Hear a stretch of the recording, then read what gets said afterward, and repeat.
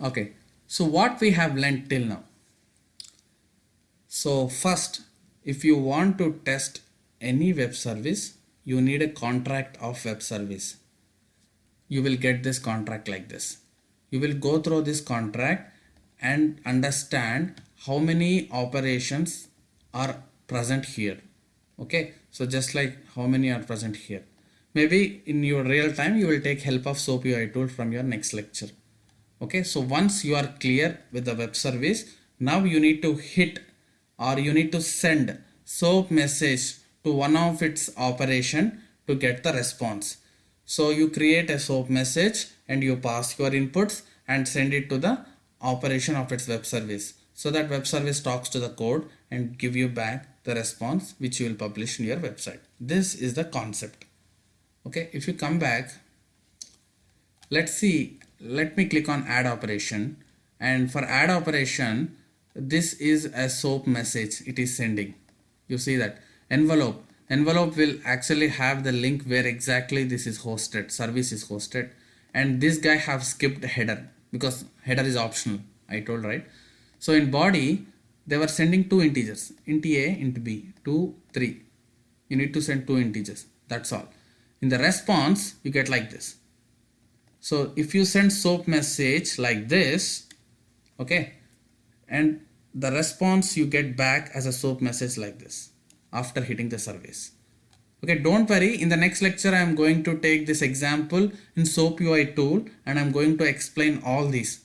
Okay, in this section I am just throwing only introduction of how all these things works. If you have some basic knowledge, if you understand little things from here, that's all. That's more than sufficient for you to proceed in the next lectures. Okay, when you start working on real things, you will get clear knowledge of what we are talking from last 3 lectures. Okay, so this is a SOAP request we send, and this is how we get a response.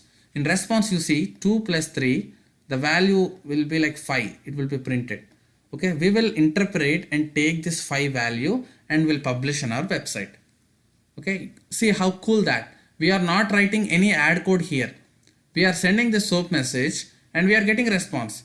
Where are you writing 2 plus 3 integers adding code? You are not having that headache. You are simply using calculator web service and doing all those operations without writing any code. So just like here as well, you are not bothered about writing a code to display destination. Hotels.com is already done that and they have exposed as a web service. You simply give the destination and get the results and paste it in your website. That's all. Okay, that's why web services are very demand, and every company have web service. Every company have APIs. There is no company without relying on web services or APIs. Okay, that's why this tool is more popular even in learning testing part. So because of high usage of services and API, testing is also coming into picture because to maintain stability of this. So that's why this is a hot tool in the market, web services testing tool. Okay, so this is how SOAP message looks like, and this is what a web service WSDL looks like. If you go back, here is what the service description. Now in your SOAP UI tool you need to pass this WSDL file. If you pass this, it will automatically gives all these operations with SOAP messages as well. Okay, it will give you like this. What all you need to do is to place the values inside this and submit the request to the web service, and you will get a response back in that tool only, the value what after summing up. Okay, so get excited because from the next lecture you are going to download SOAP UI tool and we are going to see the things practically whatever I have told till now. Okay, so if you know this basic concepts till now what I have explained, WSDL, SOAP services, these 3 are enough, and keep fingers crossed. In the next lecture we'll start downloading SOAP UI tool from their official website and then begin with calculator web services testing. So by end of the next section you will get clear picture on what we are doing. Okay, thereafter our real testing starts. So first I am going to explain a broader explanation of how all this works. Okay, if it is a web testing, it is a browser testing, I need not explain all these concepts. From the lecture 1, I can jump on automating the code. But web service is something different. First, you need to understand the concept. Once you are clear with the concept, then we can start testing it. Okay, so let's quickly see the differences between SOAP and WSDL. So we have read till this document, right? Let me read out this complete document now. WSDL is an XML document that describes a web service. True. Okay. It actually stands for Web Services Definition Language. Okay. It's a definition language. Now, it specifies the location of the service, where exactly that web service is hosted, and methods. What I mean is operations. Operations of the service using these major elements. Okay. Data types. So what do you mean by data types? Let me show back. So add actually accepts two parameters, right? So what type of parameters they are? Either the integers or strings. How do we know? Okay, when you say adding to, you know that adding obviously have two integers. What is the need of checking that? But in real time, you will have some future. For that future, you never know what type of data type your parameter should be.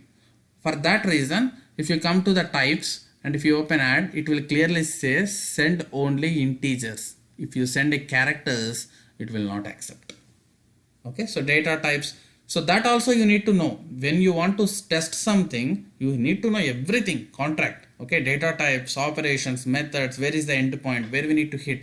All those will be in one single file, that is WSDL. Okay, so tomorrow when you say, if client says that there are some SOAP web services to test, the first thing you need to ask, give me the WSDL, give me the contract of web service. Okay, take that contract and you can play around it from our next lecture. Right now you are not aware or you are not familiar how to use that contract. From next lecture you will understand how to use that. Okay, so WSDL structure we have seen. I have shown you how it looks like. So should I really worry on SOAP message creation and analyzing WSDL? No. SOAP UI tool will help you to do all this. Okay, just wait in your till you will reach upcoming lectures. Now, I will quickly read out the differences between SOAP and WSDL. SOAP is a message, right? It's an XML document which is used to transmit your data. Okay, to talk to the web service, you need to have some standardized way. That standardized way is a SOAP protocol. You have to send a message in SOAP protocol standards to talk to your web service. And web service also returns you the result with a response in SOAP message protocol standard only. So basically this is a communication protocol. Don't confuse between WSDL and SOAP. SOAP is a communication protocol and WSDL is a document which describes how to connect and make requests to your web service. Okay, it describes everything about web service. Okay, now if you go to any restaurant, first thing they give you is a menu. Menu is nothing but WSDL. Because in menu you will have all the options like what to eat and what is the bill and how much time it takes. Everything you have in a menu, right? So menu is a WSDL when you visit restaurant. But how you talk to the person to get this order, that talking is SOAP message protocol. Okay. So when you ordering something by looking WSDL, which is nothing but menu, and ordering to the person there, maybe ordering to the people who can serve you, that language, hey, I want this pizza, I want this pasta.